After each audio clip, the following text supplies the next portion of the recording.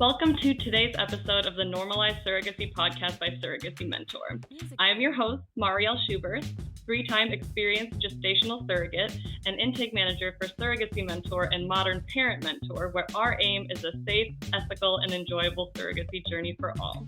Today, I'm excited to have experienced GC Caitlin with us. Caitlin recently completed her surrogacy journey, delivering twins for her intended parents. And today's topic is going to be twins and pregnancy/delivery complications. So welcome, Caitlin. Hi, thank you for having me.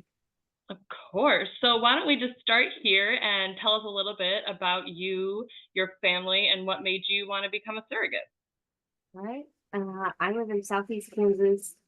I have a wonderful, very supportive wife, and we have one daughter. The reason I kind of got into surrogacy was because obviously my wife and I had to have assistance having our daughter. And my first pregnancy was textbook, literally no issues whatsoever. I felt great.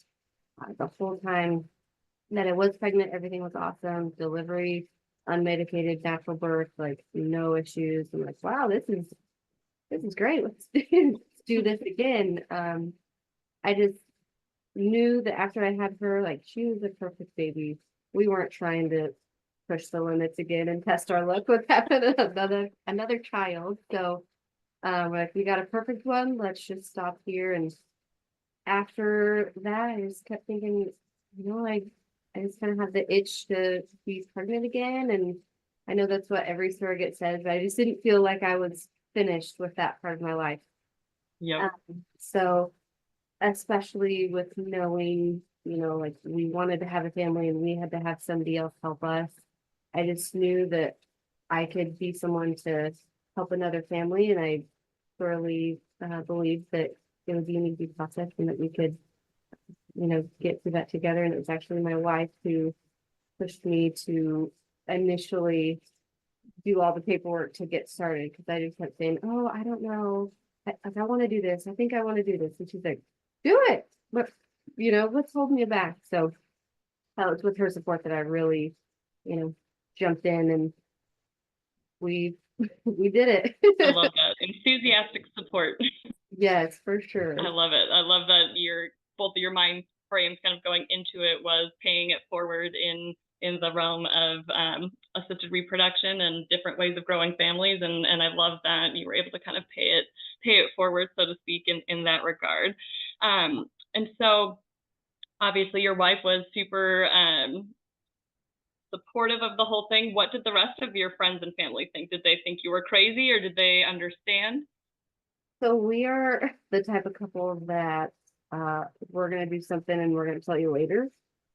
So that's exactly what happened. We had very few people that knew anything about the surrogacy process and what I was doing. Like I didn't announce on social media until I was like 20-ish weeks pregnant with the twins. It was getting to the point where I couldn't keep it hidden, anymore. So I was like, all right, we should probably do something because I know our daughter's going to go to school and be like, my mom's pregnant with 2 babies and we're not keeping them. And I just didn't want to get into all of that. Yep. But the very few people, like I had maybe like 10 or 12 group of friends that I would share my process with. I kind of had a little like hidden Instagram story for your close friends. So I did that. So all of those people that I like handpicked and chose, they knew, everything from the beginning and they were very supportive of me. I was worried about what my family would say because, again, from Southeast Kansas, not a lot of same-sex couples anyway. So for one, me coming out to my family, it's like, oh, hey, I married a woman was, beyond them. So that was challenging. I'm like, you know what? I don't want to hear it. I don't want to hear what they have to say about their comments or just because I knew it was going to be lacking of education in the area and obviously trying to describe things to them from my point of view in the beginning was, challenging in itself. So I'm like, I'm just going to hold off on this until they can't say this is a good or bad idea because I'm already You're already in it. I'm already in it, doing it. Like there's no going back. So That's an interesting, like, kind of perspective that you almost had to come out again Yes. to the friends and family. And I think that's really what we're trying to do here, is just educate so that it doesn't have to feel like this awkward, Yes. like, conversation. And hopefully moving forward, as time goes on and surrogacy becomes more normalized, it shouldn't have to feel like a coming out again.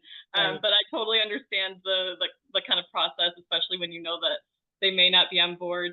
It's so hard to talk to somebody about something that you're so excited about, and you don't want them to poo-poo on it. Or what was the phrase I just heard recently? You don't want somebody to yuck your yum. Yeah.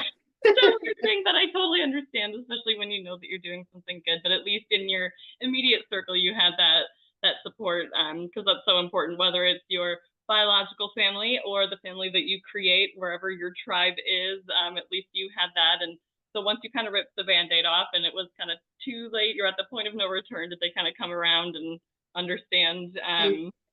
Yeah, they were very excited. Still a little skeptical, like, why would you want to do this? Why, whatever. And I just, explained to them, without somebody else's help, we wouldn't have, our daughter and their granddaughter, and, they love her. So why shouldn't we be able to help another family, have that same experience? So I think when they kind of saw that aspect of it, they were a little more understanding.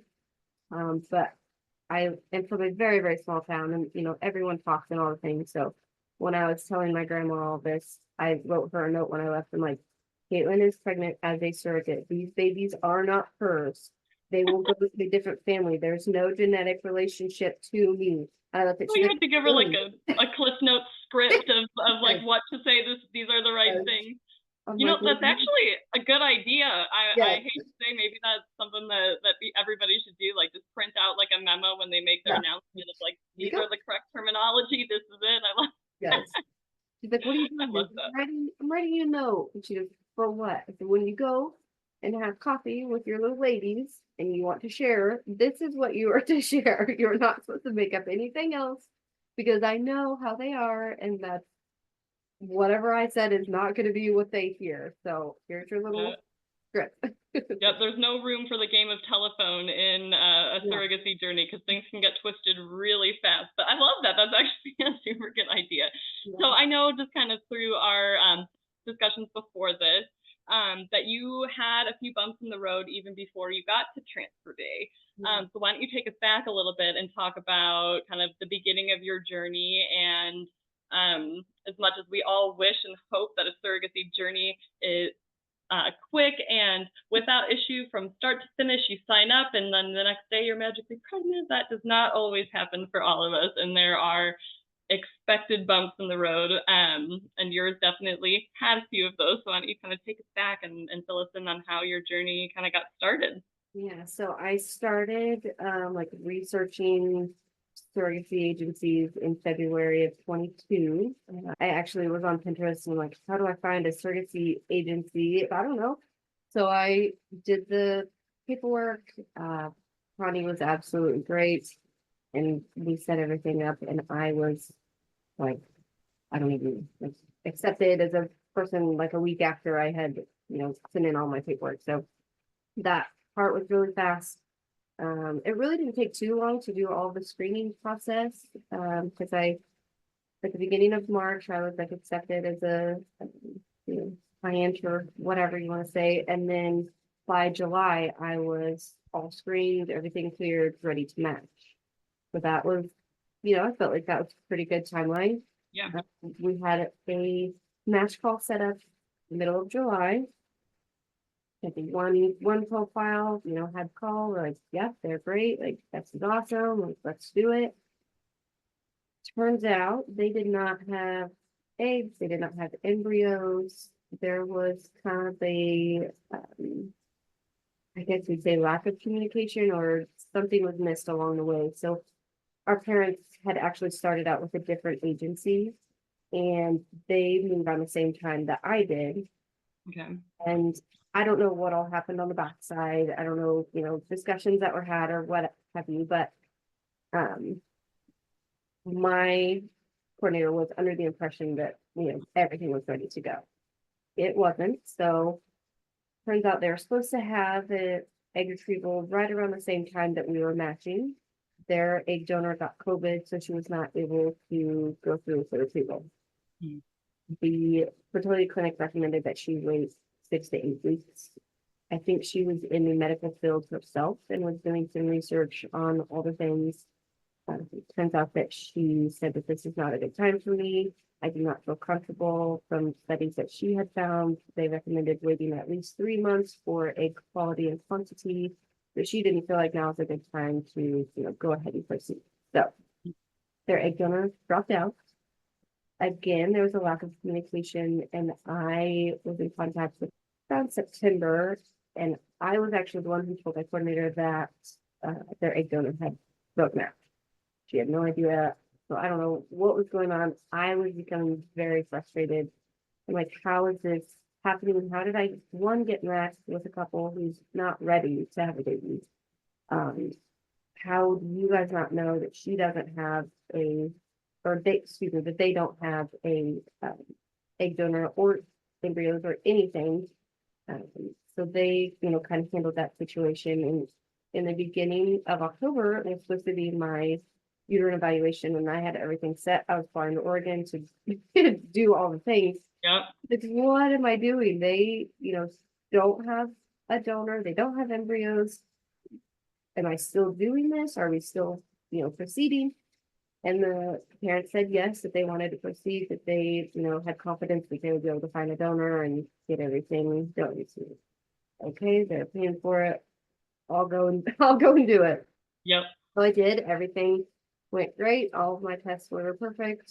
I came back, and it was at the end of October, and I reached out to my coordinator and I said that I was seriously contemplating a rematch, just because I felt like there had been no progress. Like on my end, my body was ready. I was taking the birth control. I was doing the things. Like as soon as you told me to start meds, I was starting them. But it just felt, I don't know, disjointed, I think, and yeah. it's a common thing. There are, anticipated hurry up and waits, right? When it comes to the process, you got to wait for your medical evaluation. Legal can take some time. There are certain things, but when the intended parents don't already have either eggs retrieved or embryos created, it definitely adds a whole lot of other factors into that hurry up and wait, because everything, can be unpredictable, as you've said. So that definitely, adds a layer of complications to things. And some agencies and GCs are okay, matching, intended parents with GCs while they're in the process of embryo creation. Others wait. It's definitely a good thing for GCs to have on the radar during their match calls, as we go look at this from an educational standpoint of asking yourself if you are ready to wait for things to be created, or if you'd prefer to be matched with a set of intended parents who already have those created. Obviously, that would have been a very helpful question to kind of prompt for things. As you know, hindsight is 2020, right? And that's what we love about this podcast, is helping teach other women, or helping other women learn from our experiences of things we wish we'd known or wish we knew to ask or done better. But that definitely sounds like a less than ideal communication that led to kind of a trickle down effect of wait time. And so you're ready to go do your medical evaluation. You do all this. Where are these embryos or eggs at? Where's the... They found a donor right at the same time that I was, saying, hey, I don't know about all this. They wrote the most heartfelt email. Like, normally my coordinator's like, I usually don't share these things, but I know that you guys have been, through a lot together in the last few months. Like, I really think you're a great match. So I'm going to send this to you, and you can read it and, do with it what you want. A couple days, you have to let me know what you're going to do. Okay. So of course I read it and like, oh my gosh, it's like a breakup. How am I going to break up with these guys? Well, especially you get to this point where you're so invested, you meet these intended parents, you agree to go on this amazing journey with them. Of course you love them and want to do this for them. But I was actually just having a conversation with another GC about this very topic. there is, you are kind of putting your life on hold for them as well. And as much as you love them and want to do this for them, you're ready to do this, your body's ready, you're kind of waiting, and it's okay to express that, like, guys, I can't just kind of be in this hold, but it's so hard to rip that band-aid off and say I can't do this, and especially so you get this letter of them pretty much pleading with you, please, like, we really Yeah. want to do you, and as if it wasn't hard enough to even verbalize those, I think it's time to move on and maybe try a new match. Then you get this. Yeah. So you're like, okay, so you get this letter, where what do you decide? What's next? My wife and I had a long conversation, and we thought, like it was just so easy to connect with them, and just people are weird, like people are weird. So what are our chances that we're going to get another family that has worked so hard and waited so long, like these are just two wonderful people that we really already bonded with. Would it really save any time? Would I really be pregnant any faster if I was to break the match and start it all over again? So that's kind of where we were. And I said, okay, like we're gonna stick it out. And I'm so glad that I did. These two men are our family now, and it's was just super wonderful to be able to experience the whole thing with them. And I feel terrible that I kind of put them through that scare of, wanting to break the match, but I think it was a good like bonding part for us. We really had a lot of communication um, about the process, and they were figuring it out too. That was their first time using the agency and having children as well. So there was a lot of, learning curves that we had to get through, but it was nice that we were able to do it together.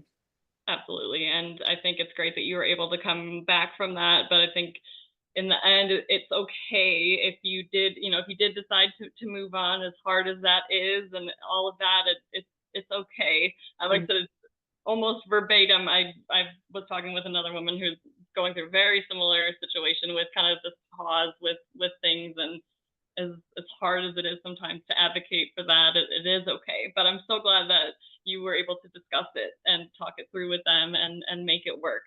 So I know in my intro here we talked about twins.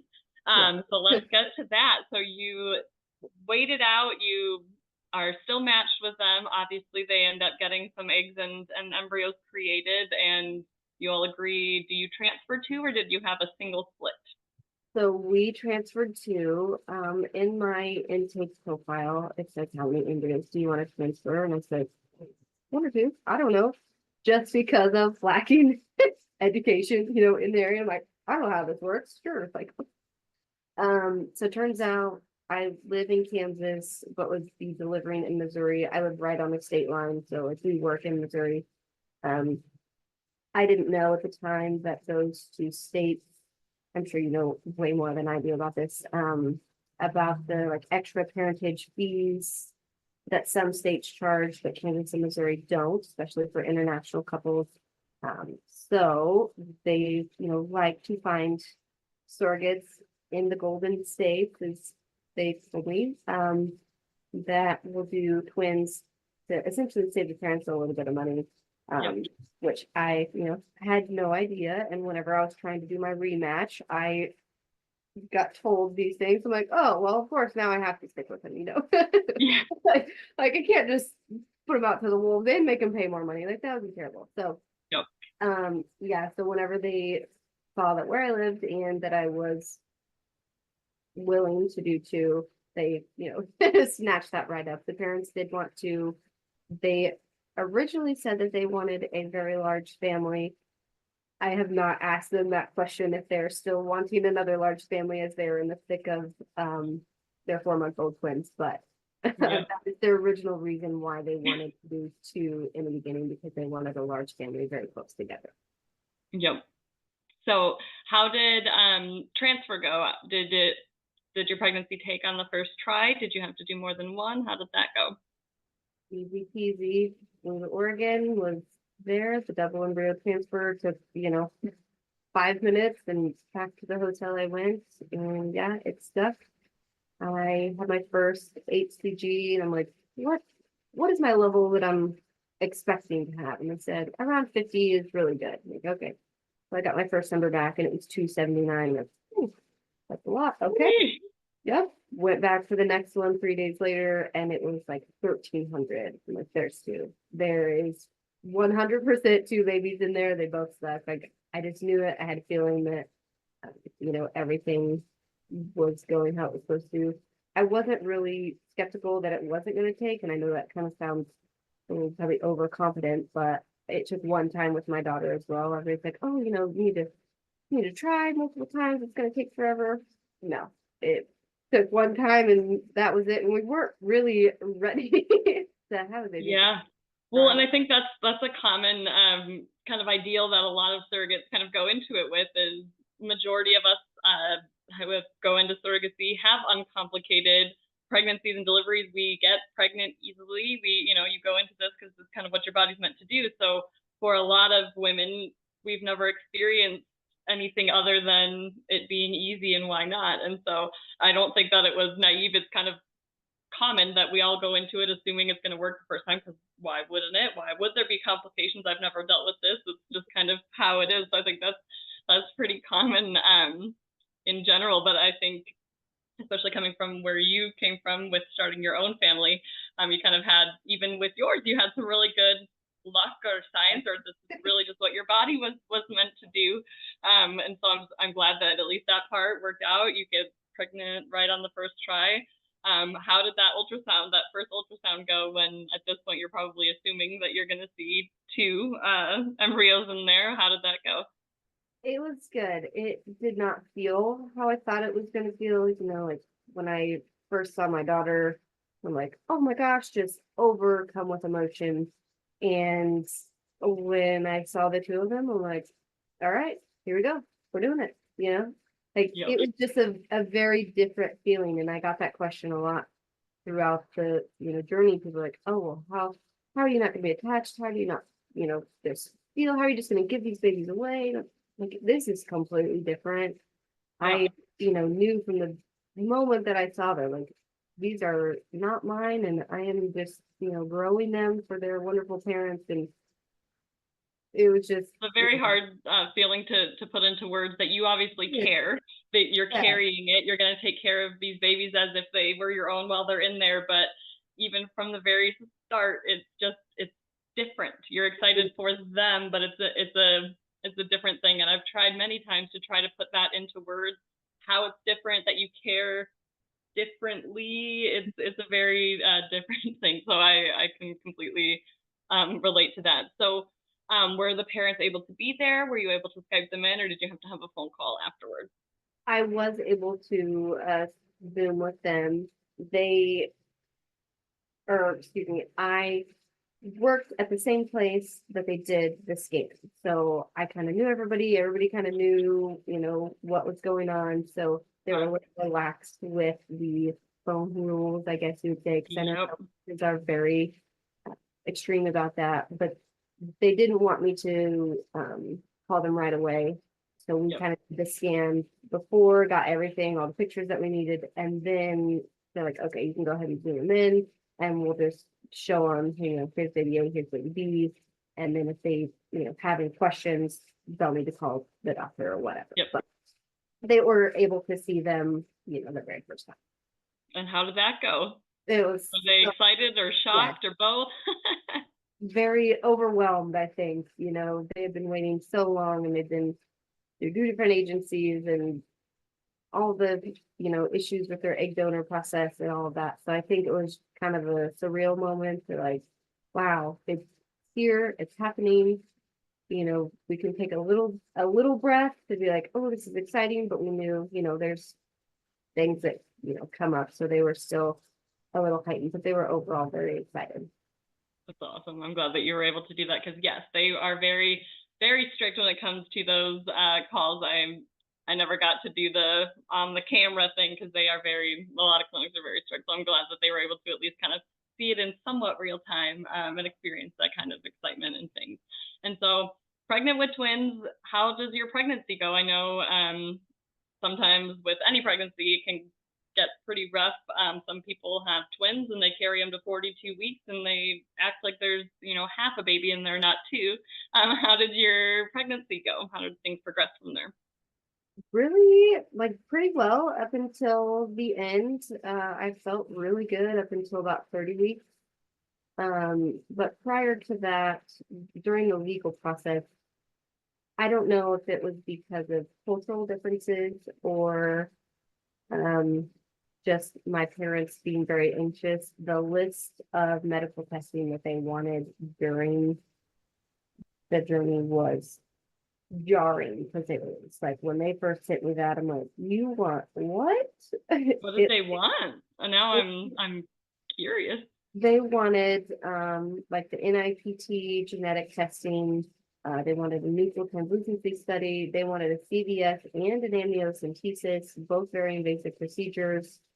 And I read all those things and they put that in your contract. Yeah. So you knew kind of beforehand what to expect. Now, did they have their embryos tested, or was this because they did not have them tested prior? They did. They had them all tested, so I was a little confused about, I'm like, why do we need all of these things if you are giving the best of the best embryos that you have?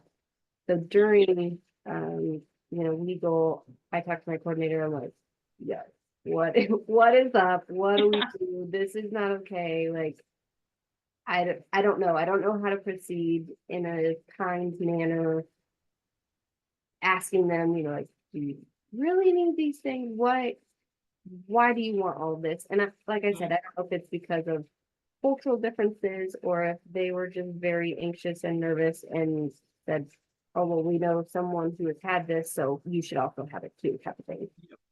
So we were able to kind of negotiate down during legal. They still wanted the genetic testing. They wanted the neutral translucency test, but then the CVS or amniocentesis was up to my OB provider. So with her recommendation, then we would, proceed and do those things. So we tried doing the genetic tests. I don't know if this is, just the company that we use, but they said there's too much DNA to successfully complete this test with your body, because it was me, 2 surrogate babies with DNA from the, egg donor, DNA from sperm donors. Each of the parents had one of their own children. So there's 2 sets of male DNA. There was just a lot happening in there. So they're like, no, we're canceling this test. Yeah. Even if we did send it, the results wouldn't be accurate. So we don't want to give you a false positive or a false negative, whatever it may be. We know that these results wouldn't be accurate. So that was overwhelming for the parents too, because they're like, we just wanted this one last test just to double check and make sure, so then they wanted the neutral translucency test, which is not a test that we do at our facility. We're not a huge hospital, we don't have a massive OB unit or whatever. We have several doctors, but nothing for high risk. Our doctor that does high risk is in Kansas City, which is 2.5 hours away, and she Zoom calls the patients. So during that time, it was a bit stressful trying to navigate the test that they wanted, being able to have a doctor do it. I spent several hours one day calling all the doctors within a hour and a half, 2-hour radius, seeing if they would take this patient just to do this test, because it needed to be done timely. To know if there was an issue. If there was an issue, how are we going to proceed after that? So finally, my OB sent me to perinatology in our office, and they were able to do that test. It was, fine, no issues whatsoever. But during one of the ultrasounds, they found echogenic foci on baby A's parts. Normally, that is totally fine. That, something just to watch. But that raised major concerns for the parents. So here we are, 20 weeks.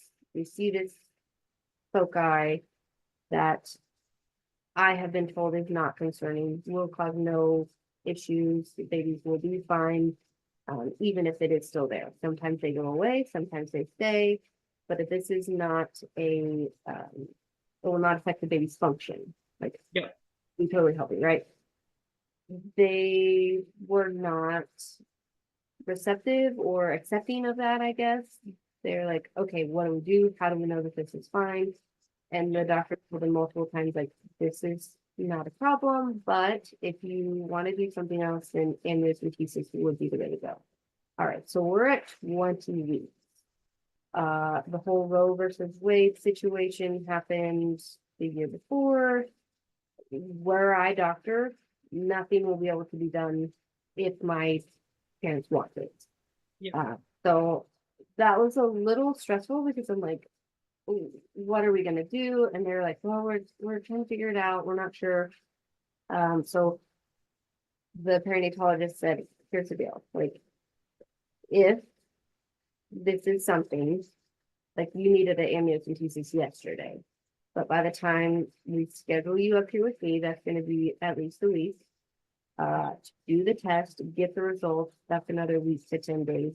By the time we get all this done, you're going to be at 23 weeks. If something needs to happen, I don't know where we're going to be able to send you to make that happen. I don't know if there's a doctor that's going to do that, for one. For two, if you take one baby, the other risk is losing baby weight. Yep. So, like, completely overwhelming few weeks there with that situation. Turned out that we didn't do anything, just watched it, like, reassured the parents that this is normal, everything is fine, function is fine, the babies should be fine. So that was probably my least favorite thing during the whole journey, just to reiterate to them that, like, this is okay, this is how medicine is done here. We are, 95% sure that everything will be well. Yeah. But definitely, it's definitely not a high point.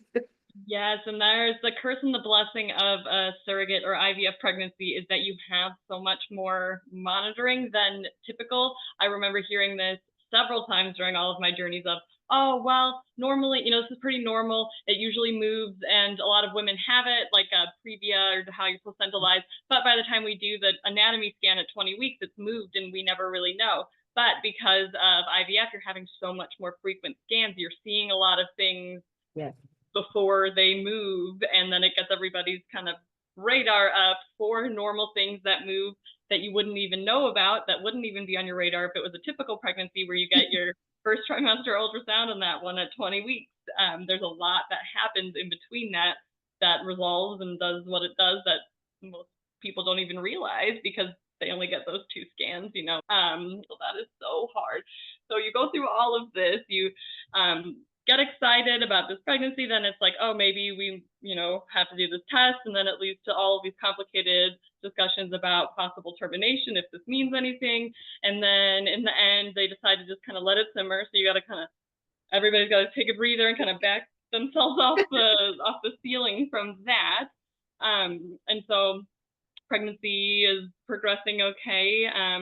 Let's get to the good stuff here. How do we get to the end? So since my parents were from Israel, they were originally planning on, like, I think my due date was December 14th. So they were going to come at the beginning of December.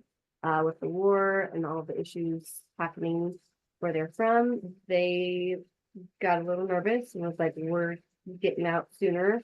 So they had family that lived in Atlanta. So they were able to come kind of the middle.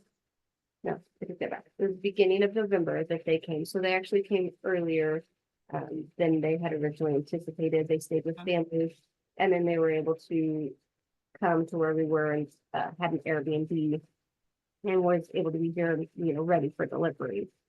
I started getting high blood pressure around 30, 31 weeks, and our goal was to make it to 37. If we can make it 37, that would be, fantastic. If not, it's okay. But that is our goal. So we knew kind of going in that we were going to go a little bit early. And then she asked me, how are you, how are you feeling with work? And I was like, I'm still okay. It wasn't bad. I was just starting to get a little uncomfortable, which I had two babies. So of course I was going to get a little uncomfortable a little earlier. She was going to be, my doctor's going to be out of town the week of Thanksgiving. And I told her, I said, this is not okay. You cannot be gone. Like, we've been through so much with this whole process together. Like, I have to have you, She's like, okay, well, don't do anything until that next Sunday, which was also a full moon. And I'm a firm believer in all of those things with babies and full moons. So I'm like, this is not gonna go well. So I had I was supposed to go to perinatology one last time to get an ultrasound. They actually bumped me because there was another lady pregnant with twins who's having higher complications. She's like, we're just going to scan you, in the regular office, and then we'll let you see the nurse practitioner. Then she won't actually be seen about today. Okay. So did that, scan was fine. I went and saw the nurse practitioner and she's like, your blood pressure is high. Like, what is going on? I'm like, yeah, it's been high. I've been, watching it, trying to take it easy. She's like, okay, I want you to monitor it several times a day. If you see that it gets above these numbers, like, you need to go to the hospital. So it was Thanksgiving week. They took me off work. They did not take me off work yet. I think I saw her on Tuesday, and then I had to work one more day Wednesday, and then we were closed Thursday and Friday. So I just had one more day of work. I'm like, it's fine. I'll have the weekend to, chill and hang out. We weren't going anywhere anyway. My family lived out of the range to travel. So like everyone knew that we were not being independent for Thanksgiving. So that wasn't an issue. So I was just going to take it easy that weekend. That Friday, so Black Friday, I did not feel good. My blood pressure was crazy high. Called the nurse practitioner on call. She's like, can you come and get some labs? So I did. Came home. She said, again, your labs are okay, but if your blood pressure spikes and gets high and does all things, especially if you're just laying around, you need to go to the hospital. So sure enough, 160 over 100. They're like, ooh, get in. So went to the hospital. I don't know if it was nerves or what, but as soon as I got to the hospital, they're monitoring me, and they're like, everything looks great. The babies are good. Your blood pressure is going down. Don't feel any type of concern, but we're going to go ahead and give you the shot to help, increase the baby's lung function if they were to come early.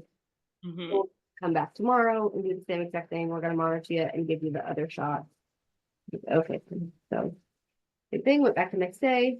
Everything was good. Babies were fine. Blood pressure, kind of leveled out whenever I was at the hospital. But they did want to monitor me again on Monday at the office. So at this time, the parents got into town on that Sunday, and I said, okay, we're going to the doctor on Monday to see what they have to say.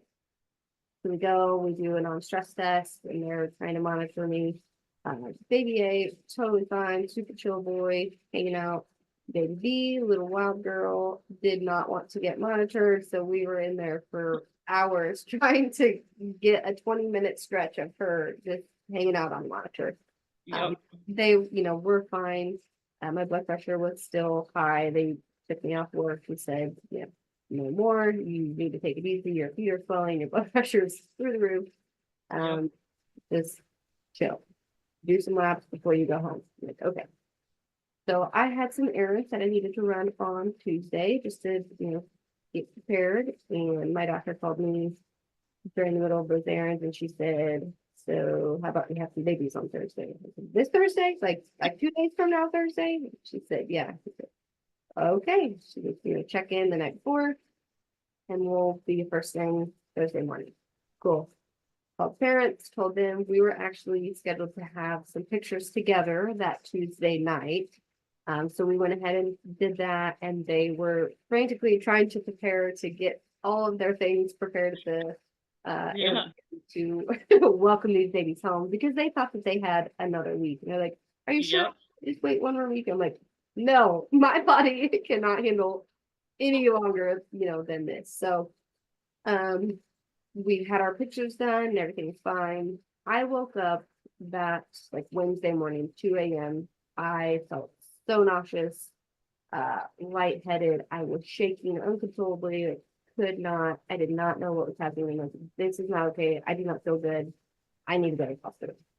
Yep. We panically was trying to find somewhere for my daughter to go because she's, sleeping and it's 2 a.m. and there's nobody awake. Nobody awake. So we ended up figuring that out and went to the hospital. They checked me for all of the things, COVID, GI bug, what was just all of the nonsense. And they're like, you're fine. You don't have anything. I'm like, I don't feel fine. Like I really am not feeling great. Yeah. My doctor was not on call, but she just happened to be at the hospital. One of the nurses brought her in and was like, hey, we got a patient in here. And she's like, who? She goes, what are you doing here? So I told her, she said, everything looks fine. You can go home if you want. I said, do I have to? Like, do I really have to go home? Can I not just stay? I have to be here in less than 24 hours. Like, can you Yep. not throw me in the back room, monitor me, make sure everything's fine? She's like, Yep. yeah, if you want, like, that's totally fine. I said, honestly, I just don't want to go through the admissions check-in process again. I don't know. I don't know if I can handle it. That's the worst. Trying to check Yeah. in 1 year surrogate. They have no idea. Yep. We have not had very many of those at our hospital, so it's all new. Just all things like, no, I Yep. don't have ED. Like, I'm good. Just let me take a nap in the back room. She said, okay, fine. So just hung out during the day, got some rest. They monitored me every 4 hours, I think. And then that evening, that night when I was going to bed, that same exact thing happened again. I got the chills. I did not feel well, just all the things. I knew the nurse when she come in and she gave me medicine. Everything was fine. So I was very thankful that I was still at the hospital because I would have been completely mortified, embarrassed that I came to the, hospital again 2 nights in a row. Hey, this is happening again. And I really think it was just my body saying, it's fine. Like something's got to give. I can't handle it anymore. And I was just so glad that I was there. The next morning, doctor comes in, parents are there, we're all ready. This whole pregnancy, I was told that I would get one support person in the OR with me.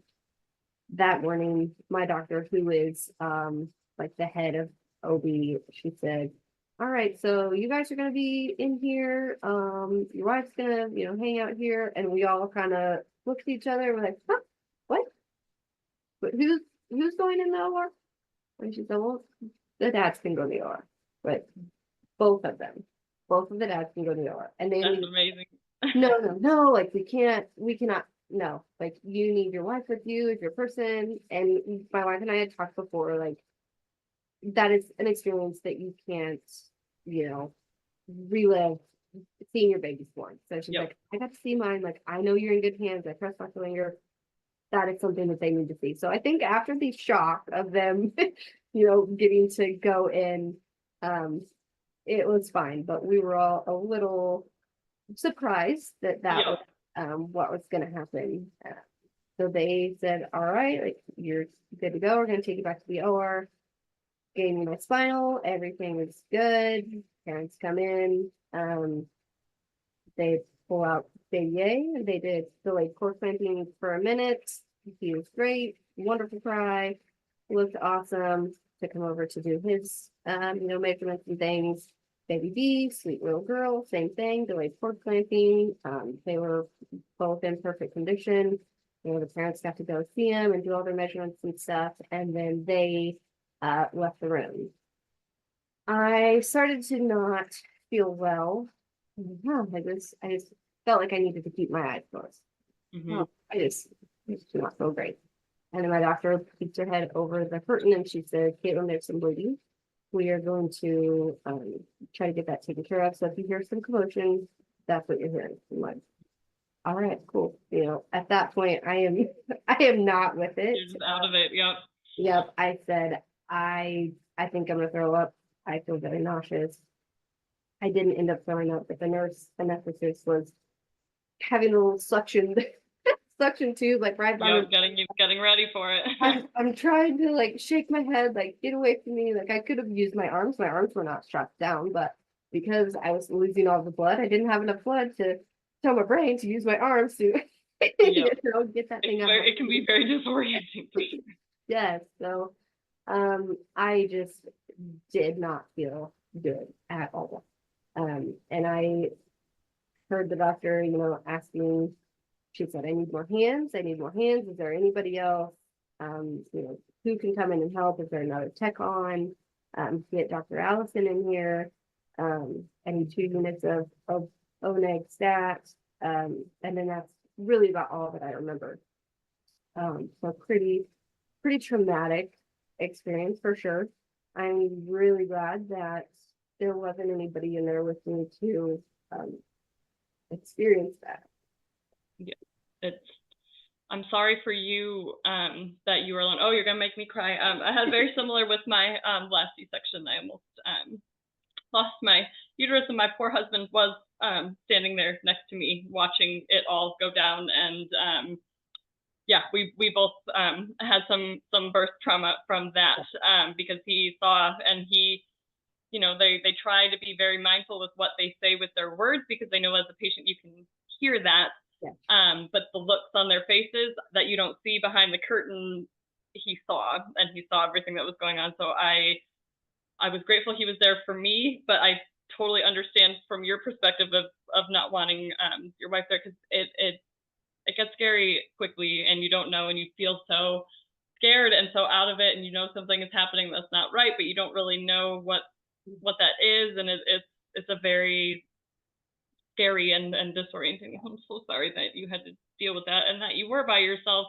Yeah. I guess, like, so the flip side, I get what you're saying was about your wife not being there, but that's a scary place to be by yourself. So they get everything under control. I'm assuming. Did you end up having to have that hysterectomy, or were they able to stop the bleeding and keep everything intact? I did not have a hysterectomy. They gave me a Bakary balloon, which is the device that they implant inside my uterus to help stop the bleeding. Yep. And that stayed in for probably almost 24 hours, I guess, is what they wanted that to be in. Yep. So the next day, when they were coming to check on me, the nurses were being, real nice and just kind of pushing on my stomach, because I had the like biggest bruise I've ever seen in my whole life, from belly button all the way down, all over my legs. Like, there was just so much blood loss, and it traveled all over my body. So they were trying to be very gentle, which was nice. My doctor came in and was not as gentle, because she she needed to feel what was going on, and she said, this balloon is not in the right spot. So we kind of, like, my wife and I looked at each other like, is that good, bad, indifferent? What is happening? So she, was doing her pushing, and she's like, do you feel any of that? And I said, yes, like, it feels like I just started my period. And she said, okay. She just reached in and pulled the balloon out. And thankfully I did not start bleeding again. In that moment, we didn't know, what was going on, what to be expecting. But she said, we would have known immediately had this, not worked, had I taken this out and you started bleeding again. But I think the balloon has done its job. Your levels are still low, so you're going to get another blood transfusion. I ended up getting 3 blood transfusions. I got 2 units in the OR, 2 more units like that afternoon after delivery, platelets, plasma, and then another set even later that evening, the next day. So there was a lot. I was so swollen from all of between the fluids that they gave me, the blood products that they gave me. Like, I just felt like you could pick me with a pin and pop me. But yeah, recovery was rough. I do feel like I kind of got a little gypped on the joy aspect, because I didn't get to hold the babies for 2 days. I didn't see them. I had no idea, how they were, because I was still out of it as well, trying to get all my blood back and just kind of recouping. And I know the parents, they wanted me to see them and they kept asking, and they were the absolute best. Like they were checking on me all the time. They were concerned. They were beside themselves when they were figured out what was going on in the OR. So I couldn't have asked for, a better experience with them, being concerned about me. But they, when they finally brought the boy down to see me, they said, "Do you want to hold him?" And I said, "No, I can't. Like I do not have the capacity to hold him. Like I was just still so weak." So it wasn't until I was actually, you know, switched over to the postpartum unit and like the end of the day that they finally were able to bring them over. And even when they did, I was like, "Oh, okay, oh, like I'm tired." Yep. Yeah. So looking back, that part of it, I just feel like I kind of got robbed a little bit of the joy of seeing the parents' faces and feeling that such wonderful experience with them, because one of the dads took a picture of me in the OR and that ain't me. I am not in there. Like Yeah. I don't know what's happening, but so that part was a little Yeah. um It's hard to process because that's the whole reason you do yeah. it. It's the why for that book. When I had my twins for surrogate, mine came early, unexpectedly. My C-section was crashed, so I was actually put totally under, so I didn't see what was happening. And parents got there 2 days later. I never got to see that either, and so I relate to so many parts of your story and different portions of my journeys. I've done three, and I hate that anybody can relate to anybody when it comes to these things, but it's hard, and not all journeys end in that beautiful, Instagram picture of handing the babies or everybody being there. Obviously, you are still here to talk about if they got their babies, everybody's healthy and good. In the end, that is the why. But it's hard to process when you miss those little things that kind of solidify the why, or that goal that you think you're reaching towards. It takes a while to kind of step back and realize big picture when there's so much of the little picture that you missed. And I hate that you have that. And so, how long were the babies and you in the hospital? Were they there long because they were early, or how were They were actually really like perfect. They were both over 5 pounds. The girl only had to go to NICU for like a day, probably less than a day, just to monitor her breathing. But other than that, they were in the nursery, and we actually all got discharged the same day. wow? Because what week did you make it to? 36. Okay. Oh, so you made a good close to that 37 goal. So Yes. that's great. Yeah, so we had them on Thursday and we all got discharged Sunday evening. So not too awful long. But they were absolutely perfect and we didn't have any issues. It was me Oh, that well, that had all the problems. yeah, and so I know, like I said again from personal experience, that recovery from a C-section, even if it goes perfectly, is a lot. And then recovering from a traumatic C-section that ends with a lot of blood loss and things, that's a whole other animal of things. How long did it take you to recover? Like, what did that kind of look like for you? So since my blood pressure was still high when I left the hospital, like they were teetering on whether they were even going to let me leave on Yep. Sunday. The blood pressure was still high. They started me on medicine.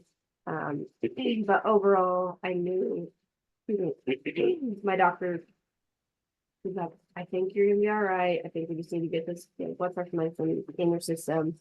Um, and she let me go home. And then I had a 1 week follow-up to check my blood pressure. And then when I was there, since my bruising was still so massive, she's like, "I want to see you again next week because I don't want this to get infected. I want to make sure that this is, still doing it." So went back the next week and she felt better about the bruise, which I still have 4.5 months later.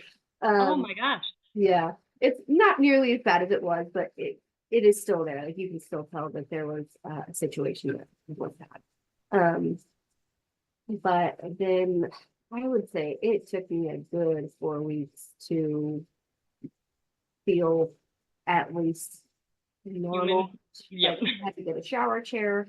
I had to, just sleep on the couch downstairs because my bedroom is upstairs and there's no way that I could make it up there. Like my mom, thankfully was here for 12 days. And that was really helpful. That way my wife could focus on our daughter and give her all the attention, because she had missed me for being at the hospital for so long. And she was only, 3.5 at the time. She knew what was going on, but the extent of the recovery and how I was feeling, she was a little scared. So I was just thankful that my mom was able to be here and could kind of focus on me while my wife was giving my daughter all the attention that she needed. It was hard to be like, you have to be easy, watch out for mom's belly and all the things because, 3-year-olds are rambunctious and want to jump and play and do all the things. So after about the 4th week, I'm like, okay, I'm feeling a little back to normal. I think I can do some things, but I would say 6 weeks is really when I felt good. I was thankful that I was able to have 8 weeks off. So, recovery, you're home. Did you end up trying to pump for the babies or? So because I was in the hospital and had the traumatic experience, I was on pain meds. I had actually collected some colostrum for them. So they had that right when they were born in the hospital. And they started on formula. My parents were a little anxious anyway. So once they figured out the formula and using it, we all just decided, let's not try to go to breast milk because we're only going to be able to use it while we're here anyway. We don't want to be switching back and forth. So I did not pump for them, which was a little frustrated because with my daughter, it took me so much. Like I made all the milk, but it took like an act of Congress to get it out. It took me 45 minutes of pumping session to, get milk for her. And this time I would stand in the shower and, here's all the milk that's just flowing. I'm like, I can't even use this. It's not even good. I'm on meds, and of course I'm emotional from all the things. Looking back, I think it was for the best for my recovery to not to worry about the pumping, that I could just focus on me and healing and recovering how I needed to. Yep. So I agree that it probably did help with all of that. So woof. So that is just wild the way that everything turned out, just from kind of the wait in the beginning to quite an eventful ending. Yeah. How long did they end up staying before they ended up going back home to Israel? They were here about 6 weeks, maybe a little bit longer, but with all of the holidays, all of the agencies, to get all the paperwork was closed. So we had Christmas and New Year's and somebody was on vacation and I didn't even factor that in. Yep, the world stops from that. Yeah, so they were here a little bit longer than they had originally anticipated, which I kind of thought it would be 6 to 8 weeks just from, what Connie had told me about their paperwork and all the things, and then knowing kind of the time of year that this was going to be happening. But I was glad that they were able to get out of town before we had a big snowstorm because they, don't do snow, never done snow type of thing. So I was really thankful that they were able to get home before all of that happened. Oh, I'm sure. So did you see them a lot while they were here, even though you weren't pumping, or did they kind of just start their life as a family of We 4? went home several times. We didn't want to, be too overbearing, and they had a large, adjustment to their waking in the middle of the night and all the things. So we tried to be respectful of them and just let them know, like, if you want us to come, we can come. You tell us the time and day, and we, can come visit. They also loved our daughter, and they were so sweet to her, and they loved seeing her just as much as we loved seeing their babies. So it was good. We got to visit. You got to meet them. Yes, she did. She was pretty pumped, and she still talks about them now. She always asks, "What are they doing? What are they gonna dream about?" and all the things. So it's pretty, we haven't been able to meet up and have a Zoom call yet, just with the time zone difference. And then, whenever we think we're getting ready to do it, they take a nap or something. So they want us to see them when they're awake, which, I do their way, but hopefully soon we'll get to video chat and check in on them and see how everything's going with them. Yeah, because you're still pretty fresh. You said 6 weeks. Is that out that you've been? No, so they're actually for like 4.5 months now. 4.5 months. Okay. So still though pretty fresh in things. Yes. Oh my. They sent a picture the other day and it was midnight there and the girl wide awake and did not want to sleep. So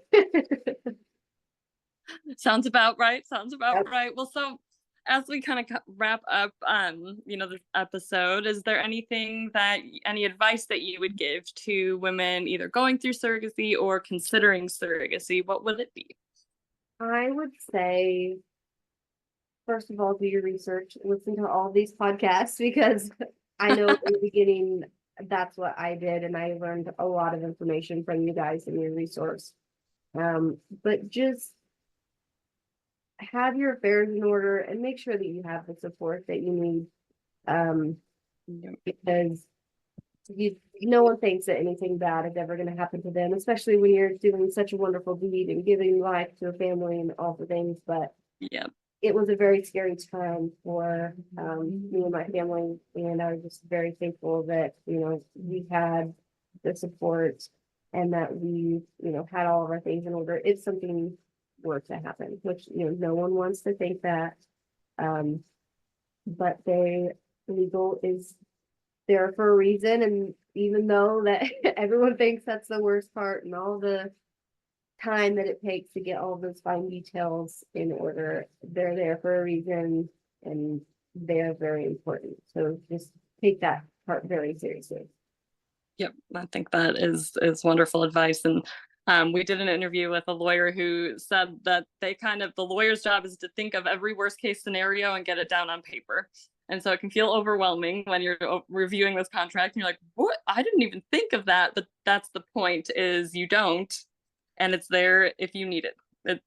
Worst case scenario, it's there. And so I think that is wonderful advice. And I appreciate you so much sharing your story. And I hate that I can relate, but I can on so many levels, and just know that you are amazing and you did such a wonderful thing for the parents and the babies and for all the women who are listening here.